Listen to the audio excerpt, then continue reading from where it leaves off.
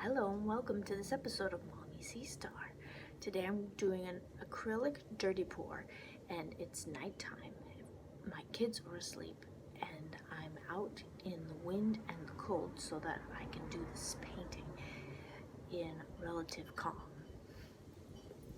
Right now I'm mixing my colors. This is yellow and red to make the orange, and I mixed in a little bit of rubbing alcohol and water so that hopefully it will pour nicely. And I'm making sure that I mix it thoroughly so it doesn't have any lumps, but it's nice and smooth. I don't mind the bubbles, but I want to make sure that all the paint is mixed in evenly. And then here's my blue. I've made a lot of blue. I really like blue and orange lately, so I've decided to do blue and orange dirty pour tonight. And I'm gonna layer it with blue,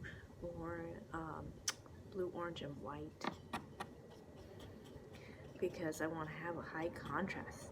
Hopefully this time I'll get some nice cells, which are like little shapes and circles and different designs and patterns in the paint. So that's my plan, to layer it with contrasting colors. Here's my jar where I'm mixing my white. And I have my rubbing alcohol. I haven't been able to get any silicone yet, but I know that makes some really nice cells in this kind of acrylic dirty pour. But I only have some rubbing alcohol at home, so that's what I've been using, and I got some good results a couple times, so hopefully I'll get some good results again tonight. I think the really important thing about art creation is that you have a place and a time in which to create uninterrupted. And if it has to be at night and in the cold, so be it. That's fine too.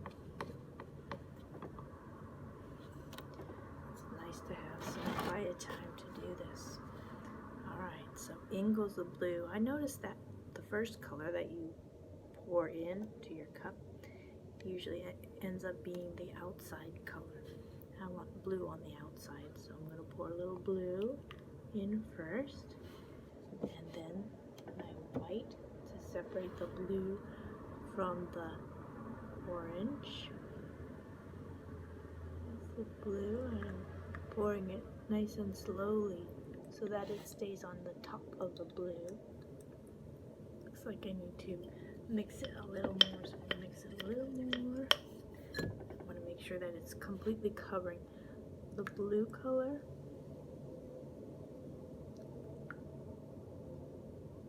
Alright. And then I'm going to pour in my orange.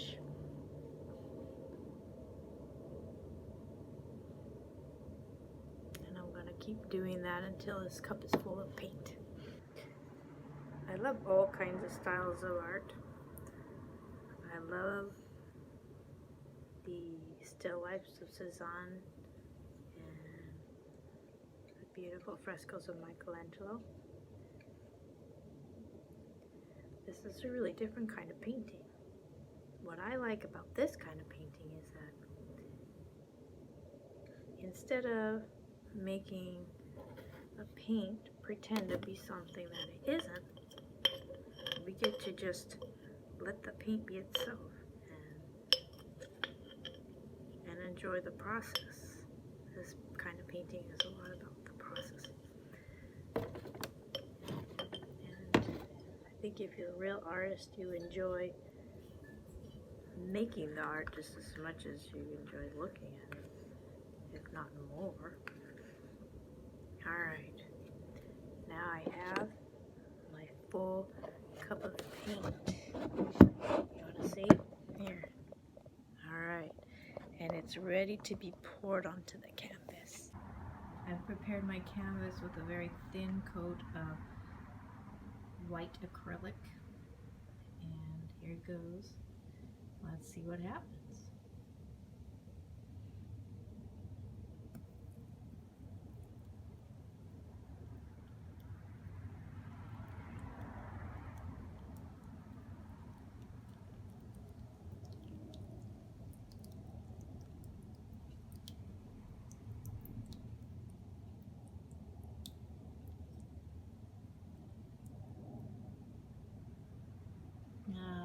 that's how it's supposed to look.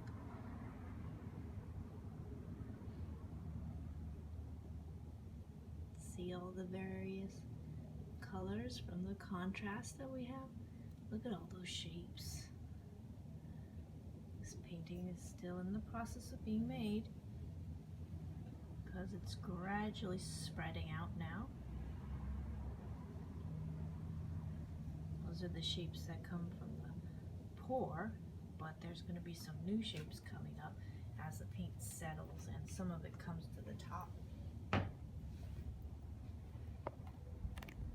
going to gently tilt the canvas and hopefully I can cover a pretty wide area, but I don't want to over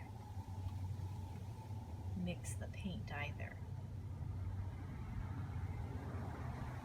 So let's see how we can get this to spread without compromising those beautiful shapes that we're getting here. Yeah, there we go. I want to be really conscious of that. Look at that cool design here.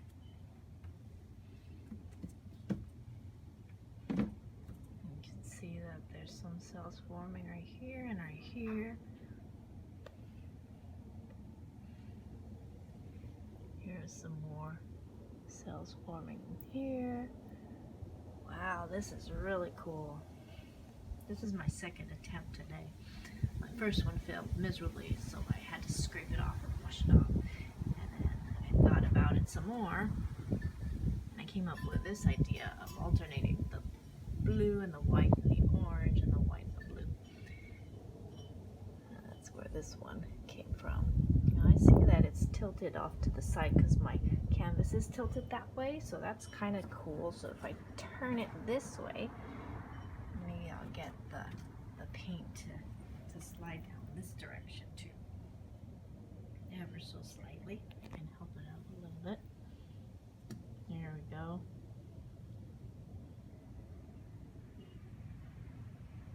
Just carefully.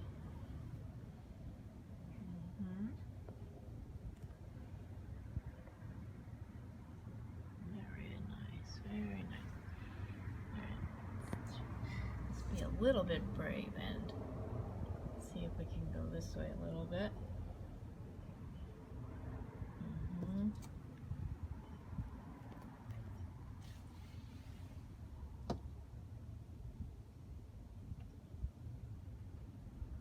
There it goes. Let's go for it here in a big way. And then let's go about like this way. There it goes. Very cool. Look at that. Now you've got some cells coming out of the orange part. Okay, and I don't want to overstretch it. I don't have all that much paint, so we're gonna go back this way a little bit.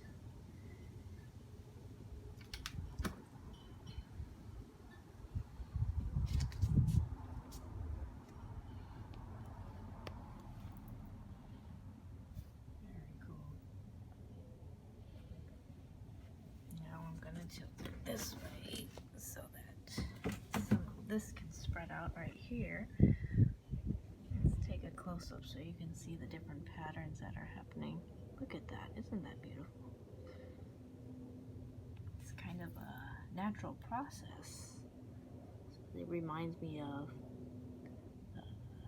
geology, or some kind of formation of some rocks or sandstone, those kinds of things.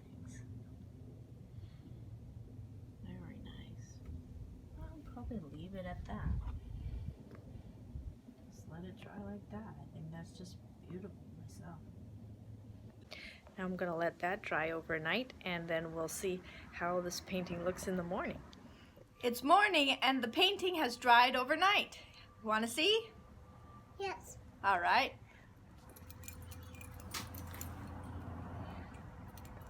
I really like how this turned out. Oh! I like these layers here. and the cells that we got. I think this is really nice. And I want to build on this success.